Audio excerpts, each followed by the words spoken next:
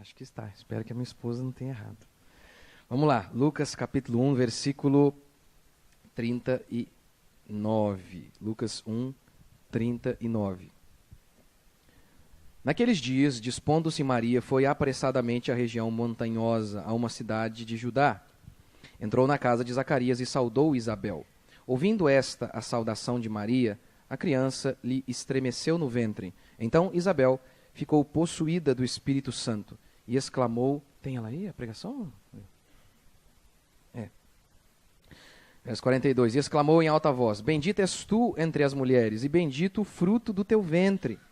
E de onde me provém que me venha visitar a mãe do meu Senhor?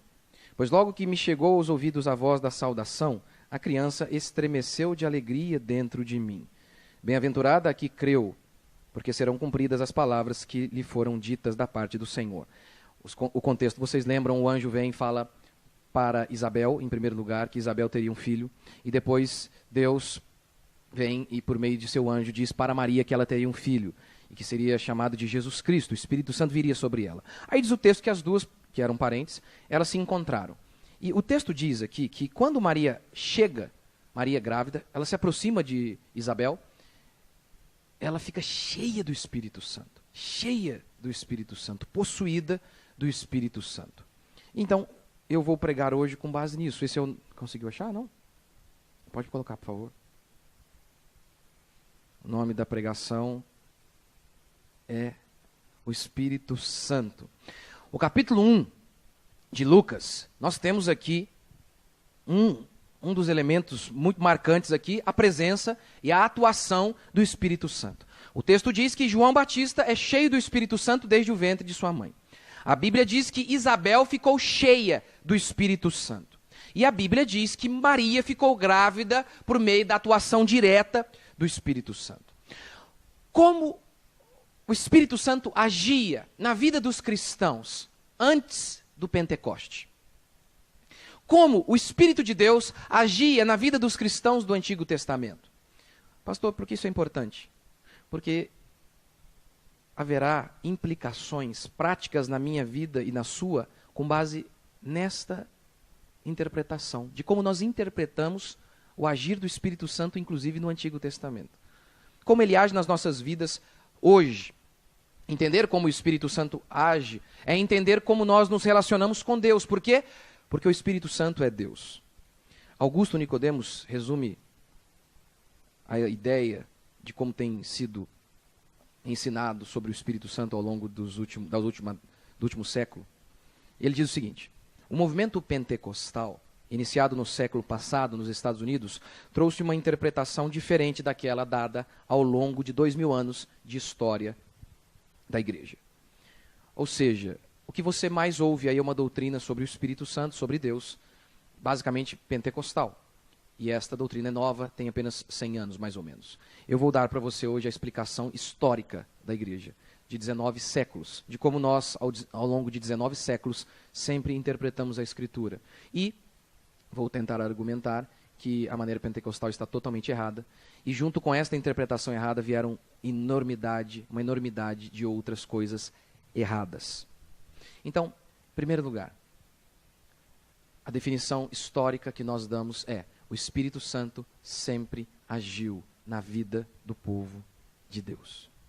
Aqui, nós temos um exemplo clássico disso.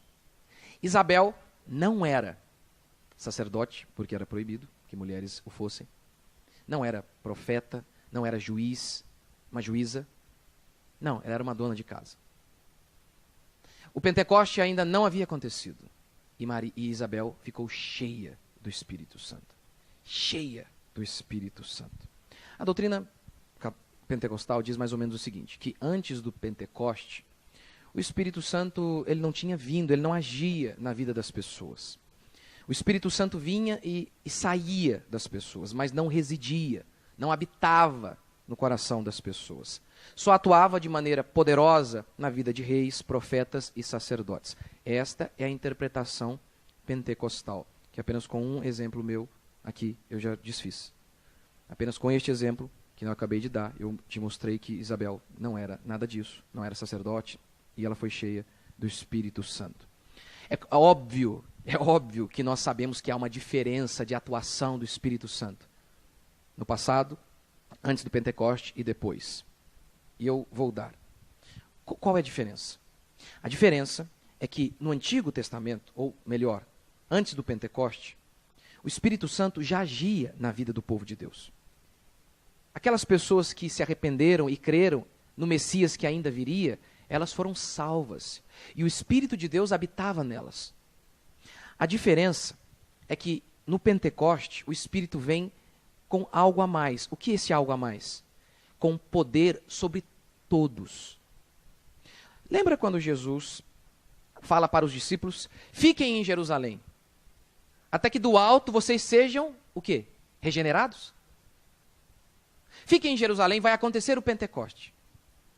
Fiquem ali, para que vocês sejam regenerados? Não. Eu coloquei ali? Acho que não, né? Atos 1:8. Não? Em Atos 1:8, o texto diz que eles recebem essa ordem de Jesus: fiquem em Jerusalém, até que do alto sejais revestidos de poder. De poder. Esta é a diferença. No Antigo Testamento, o poder do Espírito para fazer a obra de Deus era algo privado a reis, juízes e sacerdotes. Mas, no Novo Testamento, o Espírito de Deus vem sobre toda a carne para que todos possam profetizar, pregar a palavra de Deus. Algo que era atribuído apenas aos sacerdotes, aos juízes e aos reis. Veja Joel, põe lá por favor. Joel 2:28, que é o texto que Pedro cita no dia do Pentecoste. Veja a profecia. E acontecerá depois que derramareis o meu espírito sobre toda a carne. Para quê? Para que vossos filhos e vossas filhas profetizem, vossos velhos sonhem, vossos jovens tenham visões, até sobre os servos e as vossas servas derramarei o meu espírito. Esta é a diferença. Agora, dizer que no Antigo Testamento alguém que acreditava em Deus não tinha o Espírito de Deus é um absurdo. Por exemplo, Abraão. A Bíblia diz que Abraão foi salvo. Ele creu em Cristo e por isso ele foi salvo. É sério que Abraão, o pai da fé, não tinha o Espírito de Deus? É concebível essa ideia? De que Abraão, o pai da fé, nós somos descendentes de Abraão e ele não tinha o Espírito de Deus nele? Eu coloquei ali, acho, ver se eu coloquei.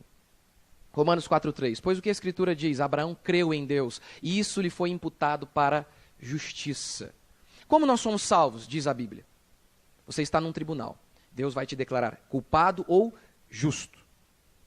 E a Bíblia diz que todos os homens são declarados culpados quando eles tentam alegar a sua própria defesa baseada no que eles fazem. Deus diz, vocês são pecadores. Mas, se os homens disserem, não, eu creio que Cristo cumpriu toda a lei por mim, eu mereci estar na cadeia, na prisão, mas Jesus Cristo morreu em meu lugar. Diz o texto então que é imputado a esta pessoa a justiça de Jesus Cristo e ele é declarado salvo. E quando ele é declarado salvo, a Bíblia diz que o Espírito Santo vem sobre ele. Abraão experimentou isso. Veja o que Romanos 8:9 diz. Vós, porém, não estáis na carne, mas no Espírito, e se de fato o Espírito de Deus habita em vós. Se alguém não tem o Espírito de Cristo, esse tal não é dele. Se Abraão não tinha o Espírito de Deus, então Abraão não era de Deus.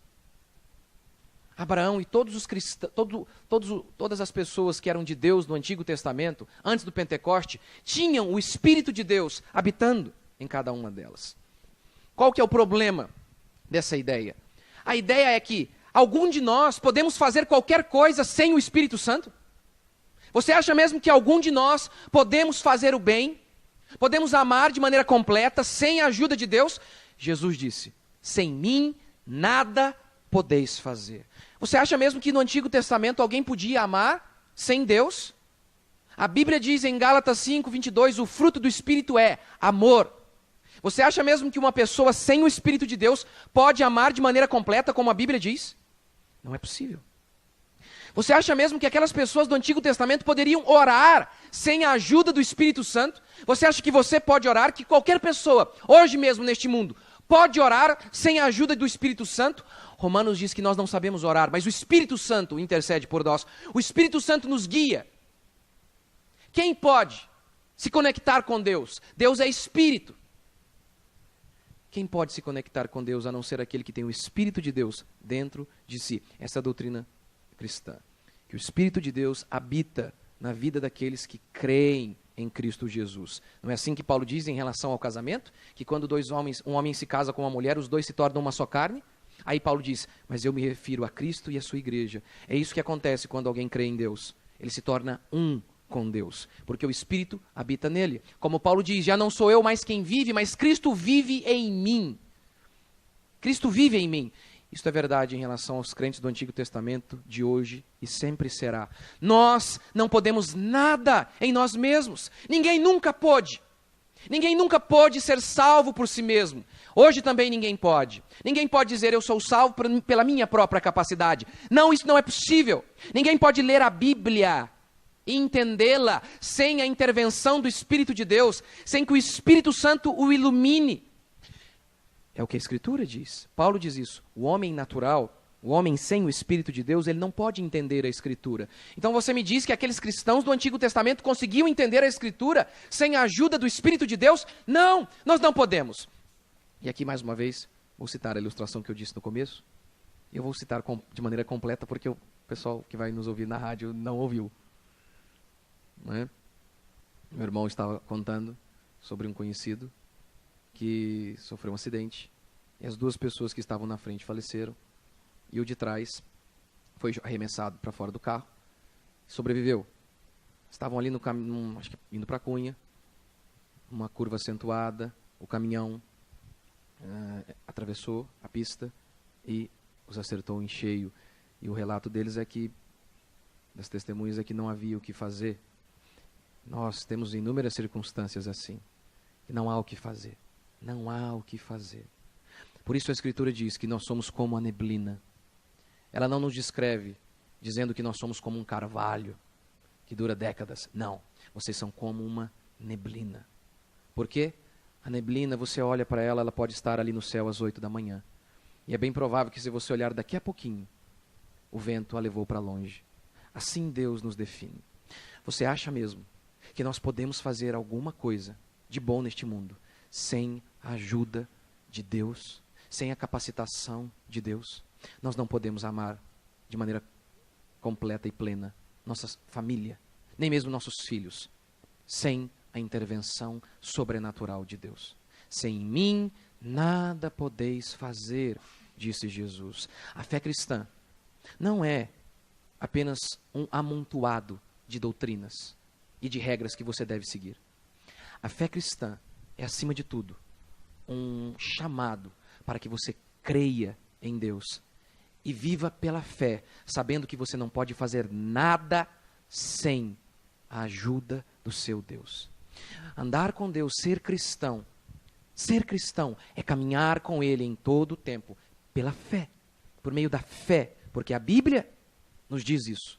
Nós nos levantamos de manhã e dizemos: Senhor, eu vou para o meu trabalho, porque o Senhor vai comigo. Senhor, eu não posso nem mesmo amar a minha filha, se o Senhor não vier ao meu encontro.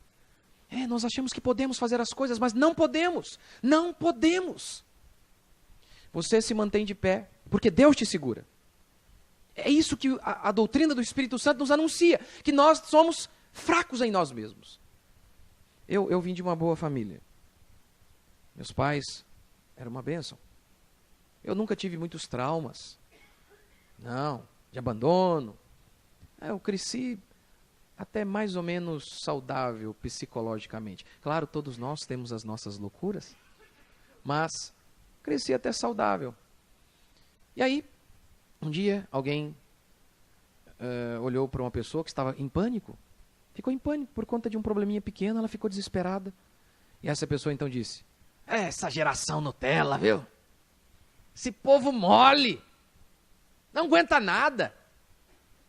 Eu fui ouvindo aquilo e aí eu me lembrei de algo que havia acontecido comigo. Que eu pensei, olha, eu sempre fui confiante em mim mesmo. Eu aguento, não vou chorar não, eu invento qualquer coisa. Eu me lembro de algo que aconteceu uma vez, uma coisinha boba, que me jogou no chão e eu nem sei explicar como, me deixou em pânico. Meu vizinho começou a ouvir música alta, fui até ele.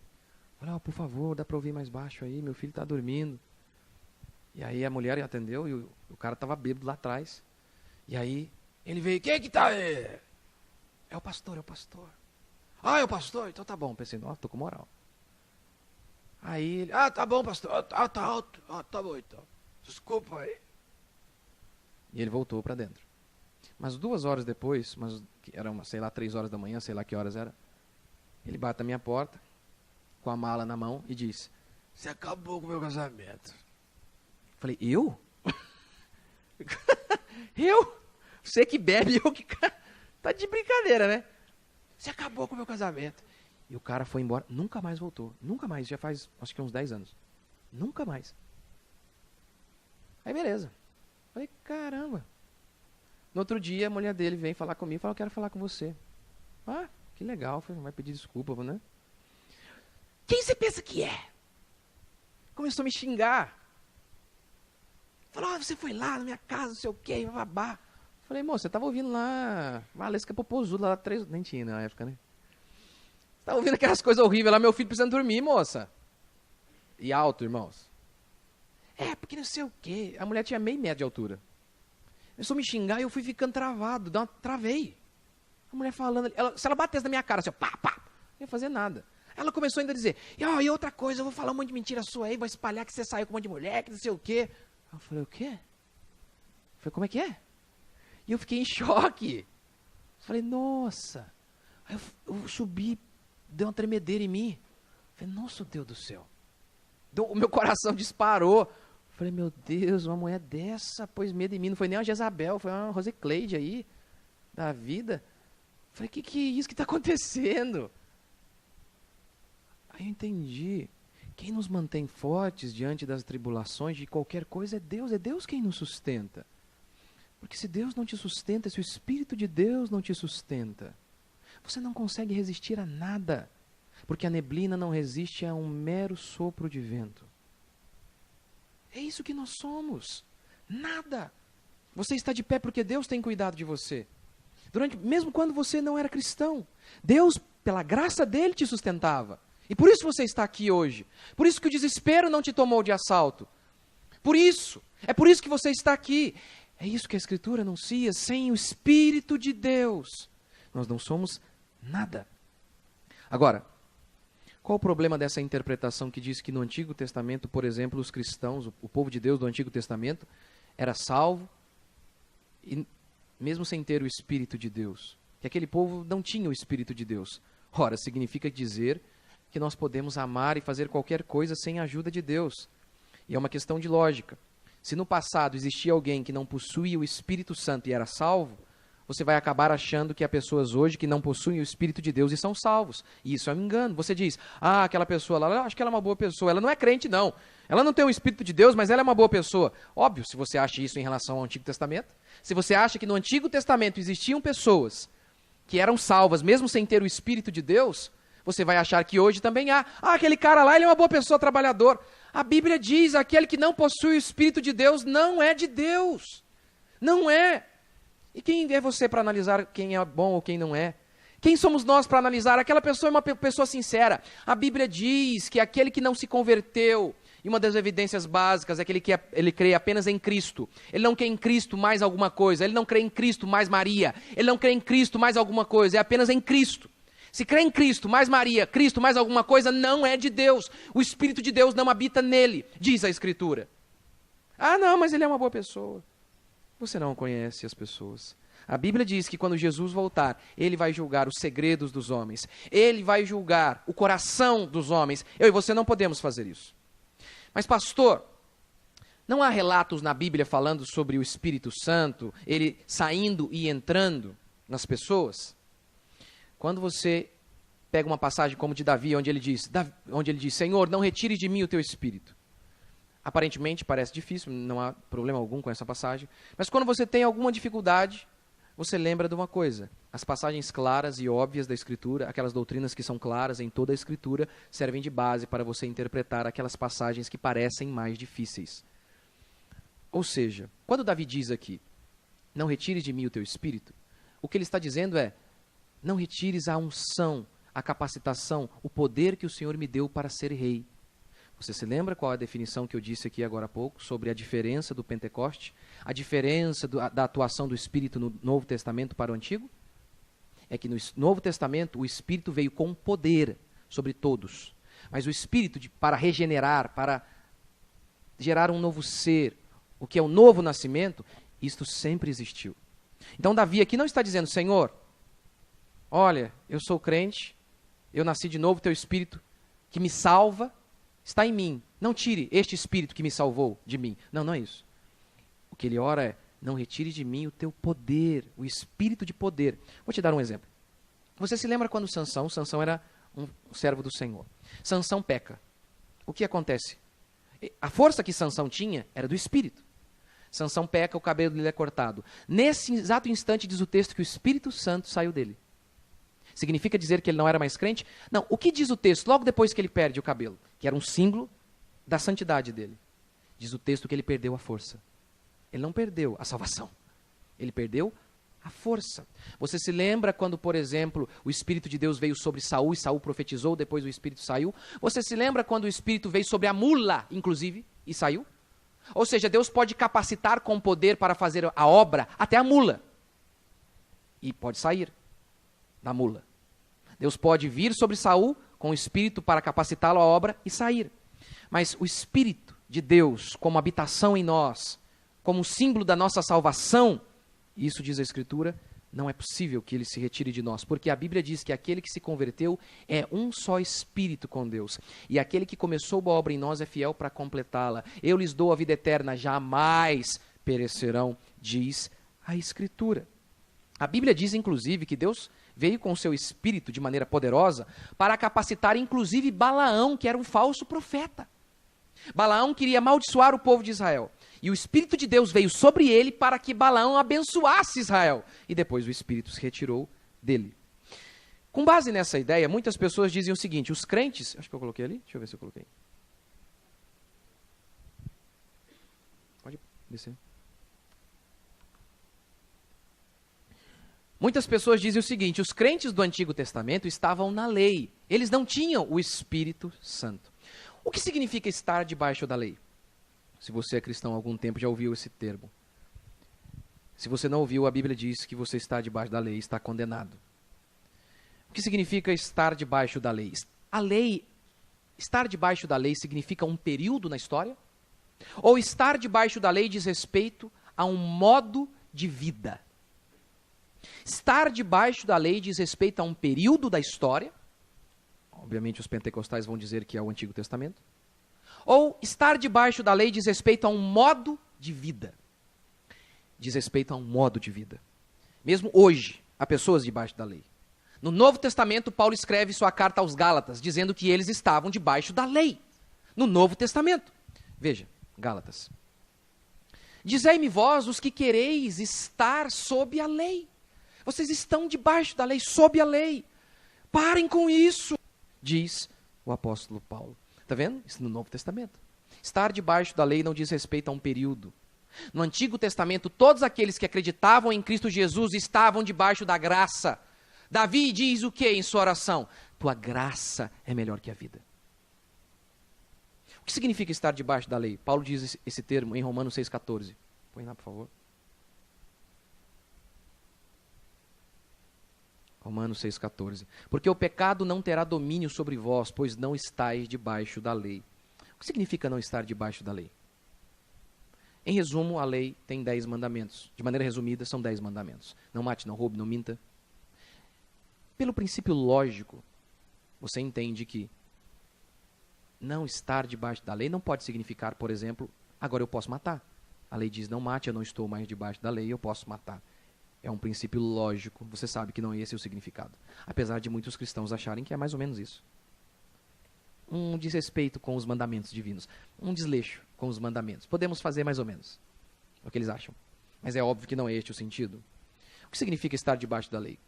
A interpretação que a própria Bíblia e a história da igreja dá é: o que significa não estar debaixo da lei? É que nós estamos livres de ser salvos pela obediência da lei. Estar debaixo da lei é aquela pessoa que tenta se salvar. Que tenta se salvar pela sua própria bondade. Que tenta se salvar pela obediência plena de toda a lei de Deus, o que é impossível. Ninguém jamais o fará. Por quê? Porque o homem é mau. a não obediência da lei implica em um número enorme de maldições. Havia, no Antigo Testamento, inúmeras leis explicando as consequências dos pecados dos homens. Condenação eterna e desgraças nesta vida. E a Bíblia diz que se um homem peca quebra somente um mandamento da lei, diz Tiago, ele é réu e culpado de toda a lei. Mesmo que se fosse possível, durante toda a sua vida, você desobedecer apenas uma vez, um dia, um mandamento apenas, ainda assim, diz a Bíblia, você estaria condenado. A Bíblia dá 2 caminhos para a salvação.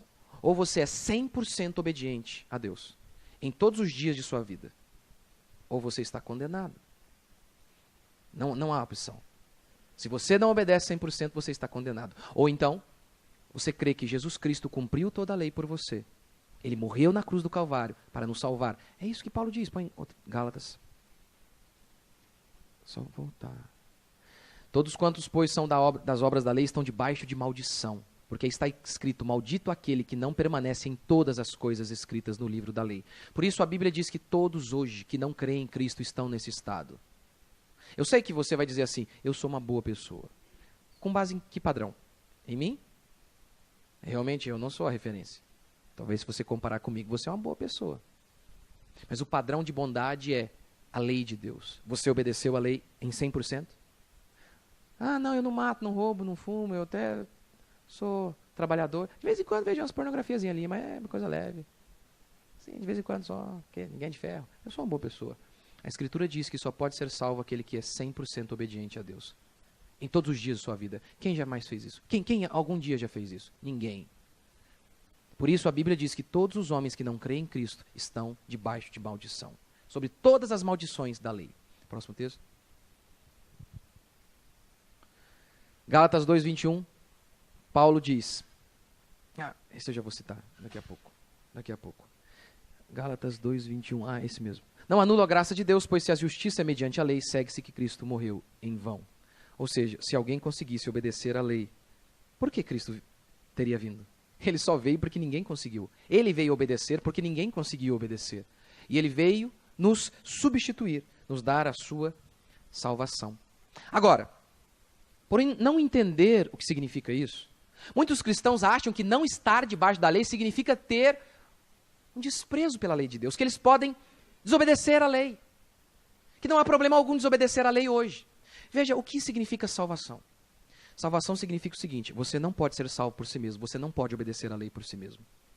Você não pode. Seria mais ou menos assim, há 10 mandamentos, há 10 metros de mandamento. E Deus diz, pule esses 10 metros. Você diz, não posso, eu não posso. Aí Deus diz, exatamente, a lei veio para mostrar que você é mau. Aí então, quando você diz, eu não posso obedecer à lei, você ergue as suas mãos e diz, Deus, eu preciso do Senhor. Aí você se arrepende de seus pecados, você crê em Cristo e a Bíblia diz, o Espírito de Deus vem habitar em você. Isso é ser salvo. Ser salvo não é receber um carimbo na testa, salvo. Ser salvo é receber a vida de Deus em nossos corações. Para quê? Para que a gente tenha forças para subir e escalar os 10 metros de mandamento. É isso que a Bíblia diz. Veja o que diz o Salmo. Tu ordenaste os teus mandamentos para que os cumpramos à risca. Veja o que Jesus diz, eu não vim anular a lei. Por isso essa ideia de não estou debaixo da lei significa que eu não preciso obedecer à lei, é tolice. Jesus diz, eu vim cumprir a lei. Em Romanos 7, Paulo diz, a lei é boa. A lei é boa. É por isso, por exemplo, que acreditamos em pena de morte. É do Antigo Testamento. Sim, e daí? Antigo Testamento é Bíblia. O Salmo 23 não é Bíblia também? É Bíblia. Não. Porque na época Deus estava bravo. Deus estava bravo no Antigo Testamento? O homicida tinha que morrer, diz Deus. Deus, no Novo Testamento, Deus converteu. Rapaz, onde que eu estava com a cabeça, hein? Apedrejando o povo. Tá bem que eu dei uma pensada, dei uma meditada, eu vi que eu fui longe demais.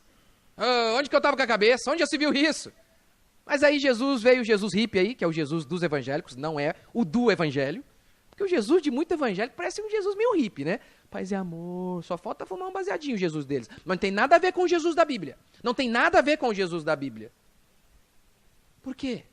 Já reparou que muitos crentes dizem, não tem que dar o dízimo, por exemplo, porque é coisa da lei. Eu não tenho que guardar o sábado porque é da lei. Não, o sábado é antes da lei. Antes de existir Moisés, já existia o mandamento de pelo menos um dia de descanso e culto a Deus. No Novo Testamento, historicamente, a igreja entendeu que com a vinda de Jesus Cristo e a sua ressurreição no domingo, o símbolo clássico do culto e descanso seria no domingo. Mas tudo bem, não há problema. Pode ser no sábado, o dia de cultuar a Deus. Não há problema. Paulo diz, olha, você acha que é no sábado? Ótimo. Agora, a ideia de que um dia por semana é obrigatório a todo filho de Deus cultuar a Deus. No Antigo Testamento, um rapaz foi pego trabalhando um dia do sábado e não estava cultuando a Deus, ele foi apedrejado. Quem diz que isso mudou? Quem diz que você pode faltar ao culto? É lei do Senhor. E a própria ideia do dízimo. Quem diz que mudou? O próprio Novo Testamento, Jesus diz para os fariseus em Mateus: fariseus, vocês dão o dízimo do endro, da hortelã e do cominho. Devieis fazer estas coisas sem omitir aquelas: o amor, a justiça e a fé. Para aqueles que dizem que a lei é do Antigo Testamento. Veja, há inúmeros mandamentos que estão apenas no Antigo Testamento e nós os seguimos. Nós os seguimos hoje, inclusive. Isso é uma ideia totalmente errada. O que a Bíblia diz é que a lei, como disse Martim Lutero, a lei nos envia a Cristo para sermos salvos, justificados. E Cristo nos envia de volta à lei para sermos santificados. Nós lemos a Bíblia e vemos que não podemos obedecê-la. Então olhamos para Deus e diz, Deus nos salva. Sendo salvos, o Espírito de Deus habita em nós e Deus diz, agora vá para a Bíblia mais uma vez. E agora obedeça. Porque agora você tem o meu Espírito habitando em você. É isso que a Escritura diz. É isso que a Escritura afirma acerca de cada um de nós. Agora, já estou encerrando. Quando nós falamos disso aqui, do Espírito Santo, é inegável que nós precisamos falar do Charabacanta, não é? Por quê? Porque sempre, hoje, com o advento pentecostal, o Charabacanta, o termo teológico é glossolalia, mas o Charabacanta você entende mais fácil, né? Não é que eu queira fazer piada, ou talvez queira, não sei. Mas esse é o termo. Essas línguas que eles chamam de anjos, línguas dos anjos, que ninguém entende. Sempre esse texto, essa ideia vem ao nosso discurso, ao nosso debate. O que a Bíblia diz sobre isso? Atos capítulo 2. Você pode abrir comigo? Atos capítulo 2.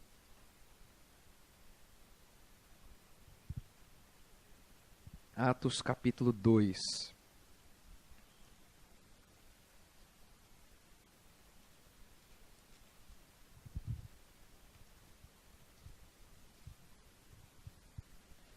Versículo 1. Ao cumprir-se o dia de Pentecostes, estavam todos reunidos no mesmo lugar. Pentecostes era uma festa anual em Israel, parecidas na importância com as festas muçulmanas. O Ramadã, onde muçulmanos de todo o mundo vão para Meca. Aqui havia judeus de todo o mundo para essa festa. O texto já vai mostrar isso. Ao cumprir-se o dia de Pentecostes, estavam todos reunidos no mesmo lugar. De repente veio do céu um som, como de um vento impetuoso, e encheu toda a casa onde estavam assentados. E apareceram distribuídas entre eles línguas como de fogo. O primeiro sinal foi um vento, o som de um vento impetuoso. O segundo, línguas como de fogo. E o que os intérpretes ensinam acerca dessa passagem, principalmente no grego, é que dá a ideia de que algo como uma chama pousou sobre cada um daqueles cristãos. E pousou sobre cada um deles. Todos ficaram cheios do Espírito Santo e passaram a falar em outras línguas, segundo o Espírito lhes concedia que falassem. Não é esse o meu tema, mas eles dizem que falam em Atos 2, mas como dizem que falam como em Atos 2, por que não tem o fogo e o vento? Verso 5. Ora, estavam habitando em Jerusalém judeus, homens piedosos, vindos de todas as nações debaixo do céu. De todas as nações. Você sabe ainda já naquela época, cada nação tinha o seu idioma. Verso 6. Quando, pois, se fez ouvir aquela voz, afluiu a multidão, que se possuiu de perplexidade, porquanto cada um os ouvia falar na sua própria língua. Eles olhavam para aqueles cristãos e diziam, como eles estão falando em nosso idioma? O texto vai continuar. Verso 7. Estão, pois, atônitos e se admiravam, dizendo, vede, não são porventura galileus? Galileu morava na Galileia e falava o aramaico. Você se lembra de que Jesus escolheu Pedro, Tiago, João, e que os próprios ímpios diziam que eles eram iletrados? Ou seja, mal falava o português ou o aramaico deles. Que dirá inglês, latim, hein? Inglês nem tinha, mas... Verso 8. Como os ouvimos falar em nossa própria língua materna? Qual é a sua língua materna? Charabacataialaias. Dos telavastes. Sua língua materna, sua língua que você aprendeu com sua mãe. Essa é a ideia de materna aqui mesmo, sua língua original, sua língua natural. Como os ouvimos falar em nossa própria língua materna? E o texto ainda continua. Somos partos, medos, vai dando as descrições de suas nações, de seus países. Somos partos, medos, elamitas, naturais da Mesopotâmia, Judeia, Capadócia, Ponto, Ásia, Frígia, Panfilha, Egito, regiões da Líbia, as imediações de Cirene, romanos que ali residem, romanos falavam latim, judeus, prosélitos, cretenses e arábios, como os ouvimos falar em nossas próprias línguas? As grandezas de Deus. Gente, é difícil o texto. É triste quando até um ímpio consegue entender isso. O Jô Soares um dia falou para um pastor, não, mas o texto está claro. É duro quando até a mula entende, né? Ela lê e fala, nossa, está fácil aqui. Aqui não era uma capacidade sobrenatural para falar idiomas? E, em Corinto, Paulo tratando do dom de línguas, mais uma vez ele confirma isso. Porque ele diz, o dom de línguas é um sinal para os incrédulos. Qual o sinal para o incrédulo? Quando o incrédulo entra num culto e vê o povo falando, Hechelabalaia, Silas Malafaia. Qual que é o sinal? O que o incrédulo entra e vê aquele povo falando lá? E geralmente tem isso aí, né? O que o ímpio entra, olha aquilo e fala, santo Deus, eu quero passar longe da cachaça que esse cara está tomando. Eu sei, você vai dizer, mas eles disseram ali que eles estavam bêbados também. Sim, de bate-pronto alguém falou, o que está acontecendo? Esse povo está bêbado. E Pedro vem e diz, não, isso aqui é o cumprimento da profecia. E Pedro então começa a pregar e 3.000 pessoas se convertem. De sorte que o dom de línguas era um sinal para os incrédulos. Bate com Atos 2. Bate com o que diz Atos 2. E no versículo 38, veja comigo. Versículo 37, desculpa. Ouvindo eles estas coisas, ou seja, aquela multidão, compungiu-se-lhe o coração e perguntaram a Pedro e aos demais apóstolos, que faremos, irmãos? Respondeu-lhes Pedro, arrependei-vos e cada um de vós seja batizado em nome de Jesus Cristo para a remissão dos vossos pecados e recebereis o dom do Espírito. Ele não diz, olha, se arrependam, esperem e aí um dia vocês vão receber o Espírito Santo. Vocês vão ficar bastante buscando lá, arrependam-se e vocês vão receber o Espírito Santo.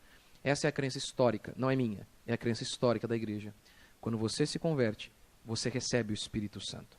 É óbvio, a Bíblia diz que você pode, você deve buscar ser cheio do Espírito Santo constantemente, o que nós chamamos de plenitude do Espírito, descrito em Efésios 5. Não vos embriagueis com vinho no qual há dissolução, mas enchei-vos do Espírito. E o termo ali em grego, enchei-vos, é essa ideia de algo contínuo, se enchem constantemente. Se enchem constantemente. Por exemplo, em Atos 2 diz o texto que o Espírito de Deus, de maneira poderosa, veio sobre eles. Em Atos 4, acho que eu coloquei este, põe lá, por favor. Atos 4. Diz o texto, tendo eles orado, tremeu o lugar onde estavam reunidos, todos ficaram cheios do Espírito Santo. Não, mas eles já não tinham sido cheios em Atos 2? Foram cheios mais uma vez. É o que nós chamamos de plenitude do Espírito, que nós devemos buscar constantemente. E Paulo diz que nós somos cheios do Espírito Santo constantemente. Como? Falando entre vós com salmos, adorando a Deus, ouvindo a palavra, estando em comunhão na igreja, e por aí vai. E por aí vai. Então, quais as implicações disso para encerrar? Agora estou encerrando mesmo, hein? Primeiro, que o poder do Espírito Santo é para... este mesmo, pode deixar aí. O poder do Espírito Santo é para realizar a sua obra e glorificar o seu nome. Glorificar o nome do Senhor. Em Atos 2, aquela capacidade sobrenatural para falar outros idiomas foi um sinal e uma isca para que Pedro pudesse pregar o Evangelho e 3.000 pessoas se converterem. Hoje, depois do advento pentecostal, em inúmeros lugares, as pessoas descrevem a evidência do Espírito Santo de maneira bem estranha. Por exemplo, falando numa língua que ninguém entende, e eu não sei qual é o propósito disso. Por isso, eu não acredito que aquela ali é a língua bíblica. Pastor, mas Deus não pode fazer algo diferente do que dar a nós um dom que não está descrito na Bíblia? Por exemplo, transformar a pedra em ouro? Claro que Deus pode. Deus nunca vai dar algo que contradiz a Bíblia. Isso não, mas Ele pode nos dar algo que não está explícito na Bíblia? Pode. Só que o que Deus faz, ele faz com um propósito. Eu não vejo propósito algum em você falar um tipo de língua que ninguém entende, você não entende, seu parceiro não entende e não acontece nada. Eu não vejo. Não vejo nenhum motivo. E, ainda mais sabendo que eles alegam que o dom deles é o de Atos, é o da Bíblia, mas ainda eu não acredito. Não acredito. Além disso, pessoas que caem, pessoas que imitam animais, é sério. Falam que são cheios do Espírito Santo. Aí tem unção do riso. Tem gente que sai correndo, é sério, aqui na cidade tem. Você vai no culto lá, o cara começa a correr no meio do culto. Aí você fala, nossa, eu estou na onde? Onde que eu estou? No meio do culto, ele fala que o Espírito de Deus veio sobre ele. Não, eu acho que foi o Espírito do Usain Bolt que veio sobre ele. Não o de Deus. Porque ele saiu correndo. Inúmeras pessoas que começam a agir de maneira vexatória, vergonhosa. É sério, das maneiras mais horríveis. Foi para isso que Deus veio? Para que a gente imite animais e se comporte de maneira degradante? Não! Pelo contrário, nós estávamos caídos e o Espírito de Deus veio para que nós pudéssemos andar. Deus veio para restaurar a mim e a você, e não para nos rebaixar. Não para nos jogar ao nível dos animais, porque nós não somos. Deus nos fez, diz o texto, depois de ter feito tudo. Ele fez os animais, ele diz, bom. Deus fez os astros e Deus diz, bom. Mas quando Deus nos fez, ele diz, muito bom. Porque nada na criação se compara ao ser humano. Então Deus não nos quer imitando animais. Já te disse aqui, estou te falando, eu estava no culto, tá lá, eu vi assim, esse aqui, com esses 2 olhos. O pastor liberando a unção dos animais sobre o povo. Estou te falando. A unção da águia, a minha irmã começou lá. No meio do culto, do meu lado. Eu falei, não, ela vai voar, rapaz. Ela vai voar agora, daqui a pouquinho. Outro, a unção do leão. É sério, começou a rugir que nem leão. Sério, amigo meu. Nós saímos do culto. Ele recebeu a unção do leão. Aí nós fomos comer, fomos para a pizzaria. Ele estava lá no cantinho, assim, do carro. Eu falei, fulano, vamos. E ele nada. Eu falei, fulano, vamos. Ele, eu falei, nossa. Onde que eu tô, meu Deus do céu? Onde eu fui amarrar meu burro? Esse povo é louco, totalmente louco. O que é isso? O que isso glorifica a Deus? Põe lá na internet lá para você ver o povo. Aí ele começa, rodopia, trenzinho para Jesus. O que isso glorifica a Deus? O que glorifica a Deus? É você que estava perdido, viciado em drogas, e agora pelo poder do Espírito Santo você anda em santidade e liberdade. É você que maltratava sua esposa e seus filhos, e agora você consegue amá-los. Isso é o poder de Deus. É você que era vergonhoso e agora consegue abrir a sua boca e com autoridade pregar o Evangelho. É disso que nós precisamos. É deste poder de Deus que nós precisamos. Quantos creem? É disso. O Espírito Santo, o poder do Espírito, é para glorificarmos a Deus e realizarmos a sua obra. Agora, eu sou herege aí da cidade. Aí, Se nós duvidamos das pessoas que dizem ter o dom de línguas, aí o Charabacanta, sabe o que eles dizem? Rasgam as vestes e dizem, blasfêmia! Tal homem não merece viver. Eles dizem isso. Não merece viver. Aí eu digo, olha, não. Eu não estou blasfemando contra o Espírito, eu só duvido que isso que você está fazendo aí é algo de Deus, eu acho que é da sua cabeça. Fica falando Xarabacanda, balabalaias. É só isso, né? Já reparou? É o idioma dos anjos, mas só tem 2, 3 sentenças. Xarabacanda, tarabalaias, Xarabacanda, tarabalaias. Eu fico pensando o tédio que não deve ser, então, a conversa dos anjos, porque é só isso. Xarabacanda, tarabalaias, labalaias, labalaias. Labalaias? Labalaias. Deve ser um negócio muito chato. A conversa deles deve ser... Meu Deus, é um negócio terrível. Deve ser um tédio a conversa deles. Eu falei, não, eu não estou zombando de Deus, estou zombando de você. Não acredito nisso que você está fazendo, que é de Deus. Aí eles dizem, blasfêmia. Aí, muitos desses que são líderes dessas igrejas, saem dali, vão abrir a boca e vão dizer, o Espírito de Deus está sobre mim. E Deus, assim diz o Senhor, irmã, uma porta está se abrindo na sua vida. E ele vai mentir, usando o nome de Deus. E eu que estou blasfemando o nome do Senhor? Nós que dizemos, essas línguas que eles falam é coisa da cabeça deles. Eles dizem que nós não respeitamos o Espírito Santo. Eles é que não respeitam. Nós adoramos o Senhor. E nós temos reverência em relação ao Espírito Santo. Nós desprezamos o que eles fazem. Nós adoramos e veneramos o Espírito, por quê? Porque o Espírito de Deus é o próprio Deus. O Espírito do Senhor é o próprio Senhor. Segunda implicação é que todos devem fazer a obra de Deus. Esta era a profecia de Joel. Eu vou derramar o meu espírito com poder para que todos façam a obra. Você se lembra que no Antigo Testamento havia uma tribo de sacerdotes? Mas no Novo Testamento Deus vem e diz, todos vós são sacerdotes. Agora eu liberei o meu espírito com poder para fazer a obra sobre toda a carne. Esta é a interpretação histórica sobre o Espírito Santo. Terceiro e último princípio. Nós não devemos nos tornar secos ou reféns do emocionalismo. Reféns do emocionalismo, como assim?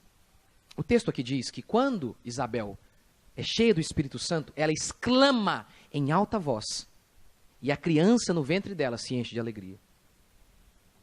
Ou seja, o que eu estou dizendo? O Espírito Santo, quando ele nos move, ele pode sim mexer com nossas emoções. O problema é que para alguns cristãos, e esses mais de origem pentecostal, para eles, se você não sentir alguma coisa, você não teve a experiência com Deus, não teve uma experiência com Deus. Se você não sentiu alguma coisa no culto, o culto não foi bom. Isso é emocionalismo. É a escravidão da emoção. Tem que sentir alguma coisa.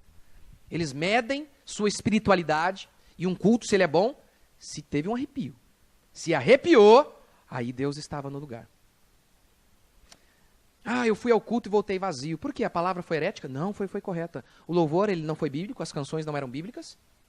Não, as canções eram bíblicas. Mas eu não senti nada. A espiritualidade dessas pessoas é baseada em sensações. E isso tem tudo a ver com essas distorções acerca do Espírito Santo. Sentiu alguma coisa, Deus me ama. Não senti nada, Deus não me ama. Estou te falando, eu vim desses lugares. Era assim. Se eu orava, não senti nada, não arrepio. Ixi, eu estou em pecado, não é possível. Estou em pecado, porque Deus não está falando comigo. Deus não está aqui hoje. Deus não está. Essa é a espiritualidade deles. Jesus amado. Veja Jó, o auge da fé de Jó. Qual foi? Foi um dia que ele estava se sentindo bem? Não! Foi no dia que ele perdeu sua saúde, seus bens, e ele era muito rico. Porque, irmãos, pensa na dor dele. Pensa na dor. Eu comprei um celularzinho melhor agora, eu tinha um celular sem vergonha, ele caía, eu quase torcia. Quebra, desgraçado. Vai, cai, quebra. Quebra para eu comprar outro. Quebra, não quebra. Isso ruim não quebra, impressionante. Você compra um pouquinho melhor, você já fica com medo. Você imagina, Jó.